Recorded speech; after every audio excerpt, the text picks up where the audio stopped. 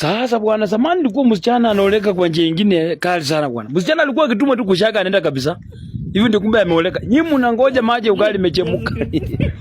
Maji ugali kinachemuka tu kwa nyumba kabisa, mmengoja yeye. Mko kwa jikoni. Mmengoja kabisa mtu wa kushikilia taa ameshika. Msichana ule alienda kushaka. Atarudi bwana. Kumbe hivyo ndio ameoleka na penye ameenda kuoleka huyo jamaa. Yule jamaa mwenye ameenda kuoleka huko.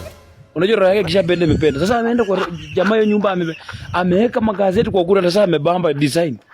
Na ni nyumba ya nyasi, kale nyumba ya vijana sisi tunaitanga kwa Olio, tunaitanga Simba. Ameweka magazeti kwa ukuta bwana, mpaka magazeti ya vifo.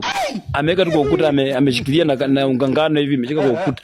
Alafu ameweka ile njia ya KCP, ile KCP ya standard 8, ile kasakisha kanalianga tit na kanaka red. Sasa ameweka kameaka red hapo kwa ukuta na kanalia tit, kanalia kwa ukuta. Sasa msichana ameoleka huko.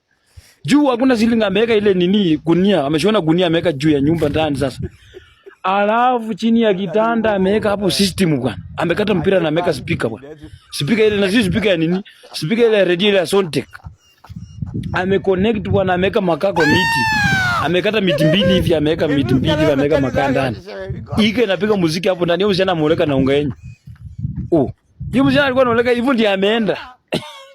Lakini siku hizi msichana wanaenda wanaomba kwa boma, harusi inafanyika huko. Msichana ameoleka hivi, harusi inafanyika. Sasa mambo ya sasa na zamani iko tofauti. Zamani ilikuwa simple. Anatoka tu kushaka na anaenda naunga kabisa akienda. Yunga ndio ndio kuanza naye maisha.